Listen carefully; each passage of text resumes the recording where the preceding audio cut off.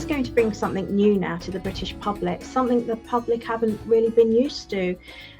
He is raised as a Hindu. He is a practicing Hindu. We've discussed this before. He has taken his oath as a MP on the Bhagavad Gita, and I'm sure he'll do the same as Prime Minister. It's Diwali. Last year when he was Chancellor at number 11, he put diyas outside number 11. He has a daughter named Krishna. He has Ganpati on his desk. He is a practicing Hindu.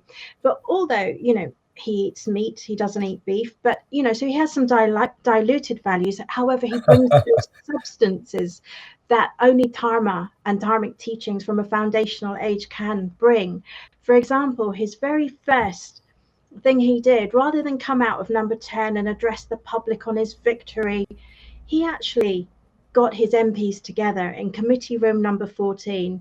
That's a big committee room. That was my very first Parliament speech, by the way, in committee room 14. So I can actually picture it, him with all his MPs. And the first thing he's done is bring those dharmic values of uniting. He actually said to the party, now's the time to unite or die. The victory and all that can come later, but the first thing he's doing is really fundamental and core and very dharmic. So it's a good place to start. In these positions of power, these roles of influence, there is a phrase which is normally used, and that is to assume authority. And so the phrase is that you've been now given by destiny the platform, you have to assume the authority that goes with it. And it's surprising that many people don't assume that authority.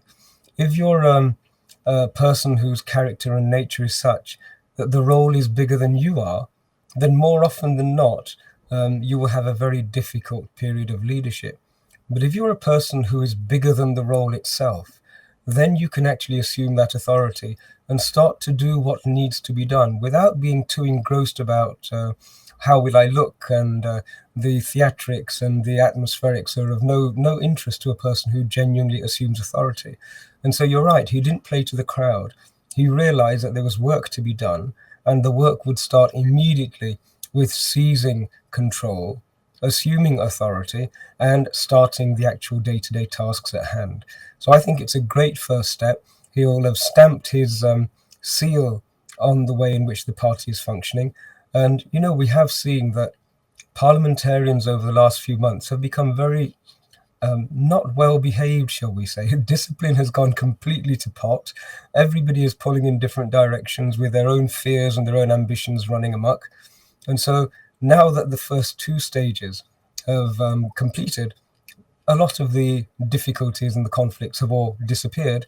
He can now step into the status and really start doing the work. So you're right, a great way to start. And as I've said, I think he's bigger than the role. He'll be able to use this role to make something very, very important happen in this country.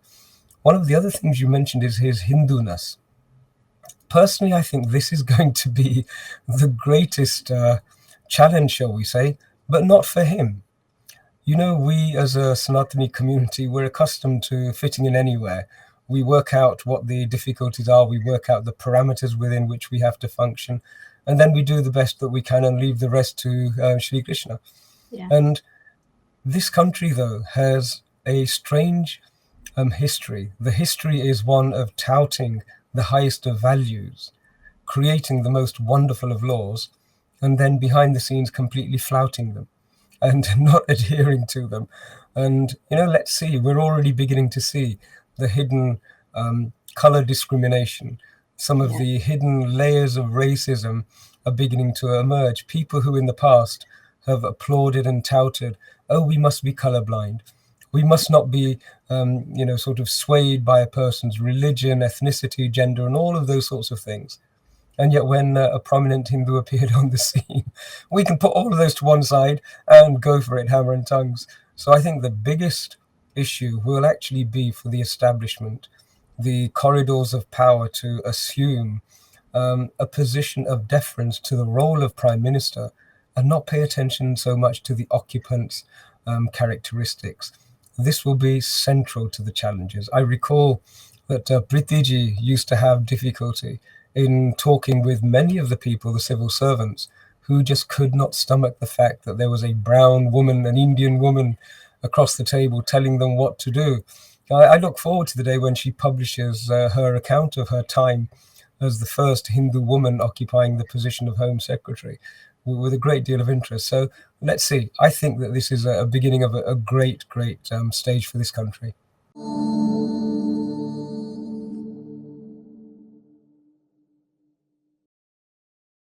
Please remember to subscribe to us and switch on the notifications for this channel.